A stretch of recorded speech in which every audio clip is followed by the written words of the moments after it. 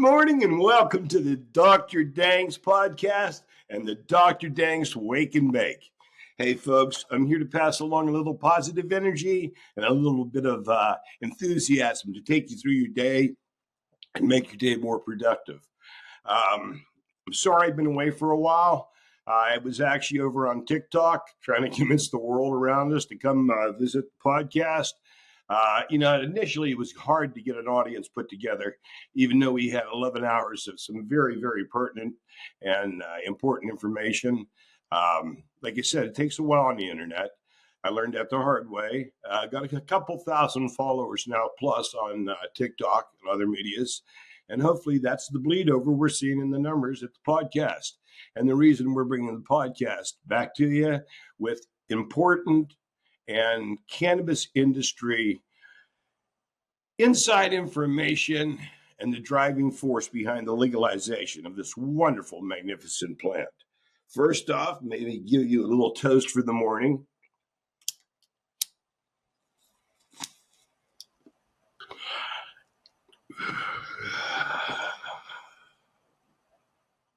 Just as Shiva sits upon the giant mountain in the Himalayas known as Mount Kailash and smokes his chalice filled with the most delicious cannabis on the face of the earth, we welcome you to the podcast this morning. Today's podcast, coming back in line, troubled world, changing future, new administration, important corporate influence from Elon Musk and the business world. I believe Elon's concern is very sincere and from the heart, man. I believe the man is just doing what he's doing, trying to help with the future and the sustaining of life on Earth the way we know it. I understand that because I'm sort of coming from the same, and our causes are beating from the same heart. And that's one of the reasons I'm making this appeal directly to you, Mr. Musk or Elon. What's and why is the reason that green energy is being ignored? And when I speak of green energy, I'm talking about hemp. As you know, even Henry Ford, in all of his writings, never envisioned the modern motor car being fueled by fossil fuels.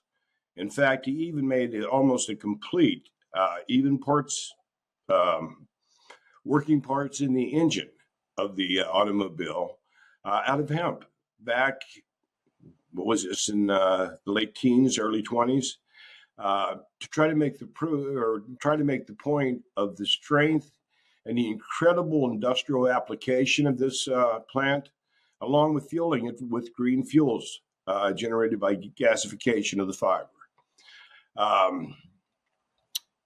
1863, we made the first green hydrogen, fueled an internal combustion engine at that time on it, successfully.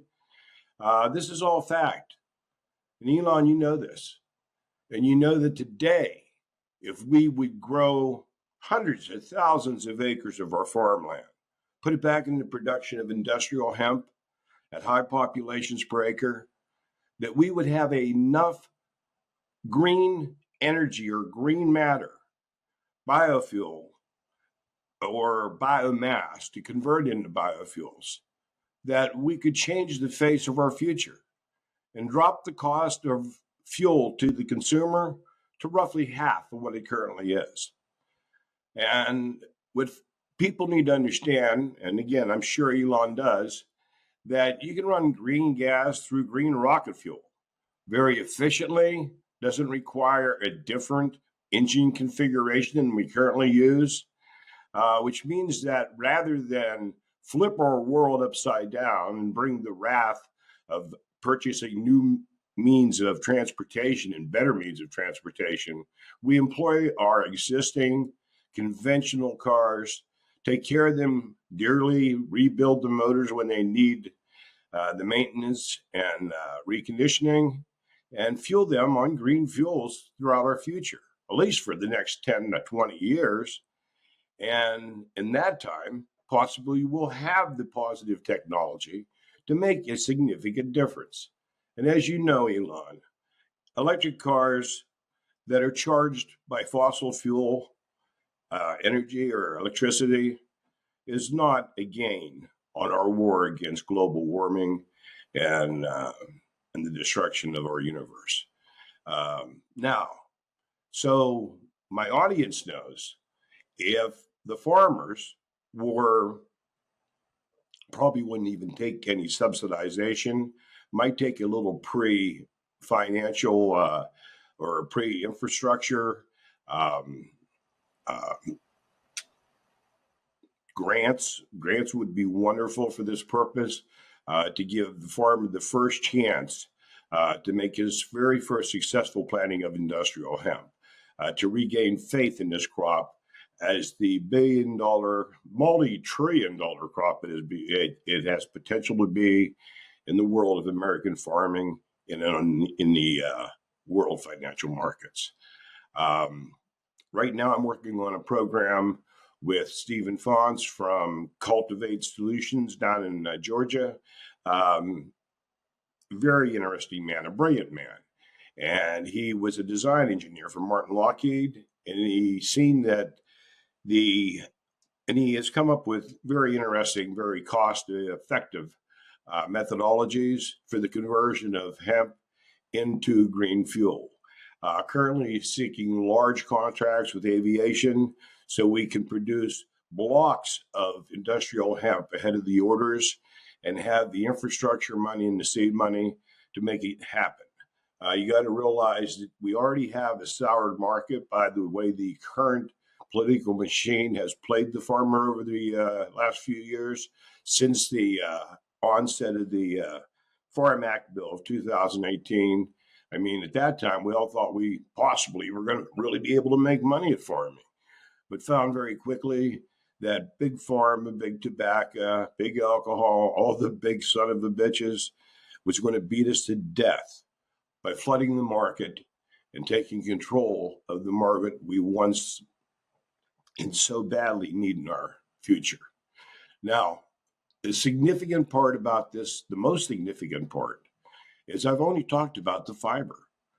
The core of the plant, the sheave, the heart, whatever you want to refer to it as, depending on your uh, ethnic origins, um, is an incredible substance that if we chip, mix simply with lime chips and water, compact or condense it into forms, increasing the density through vibration and compaction, and leave it cure, it becomes one of the most incredible building materials known to man, an extremely high R factor, and it's inflammable.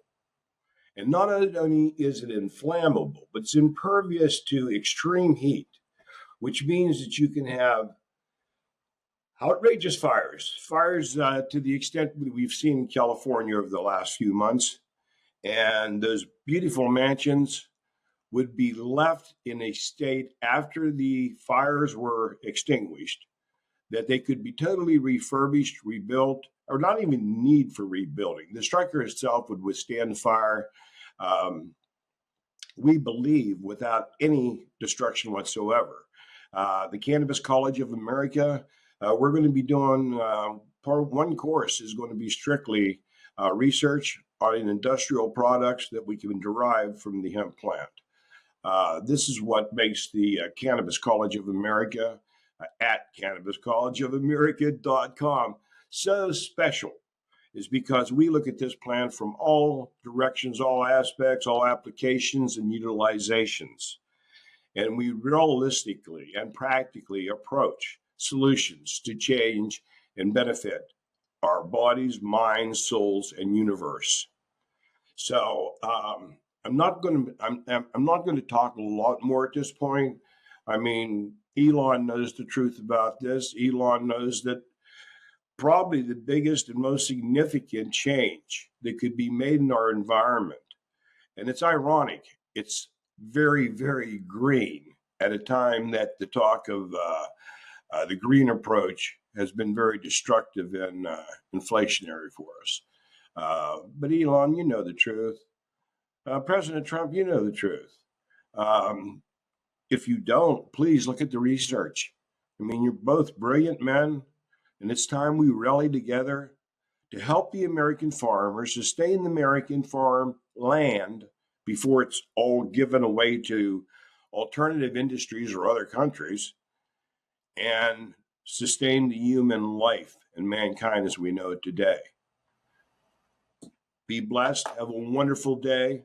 Tomorrow we'll be with you for another Dr. Dank's Wake and Bake. Love you. Peace out.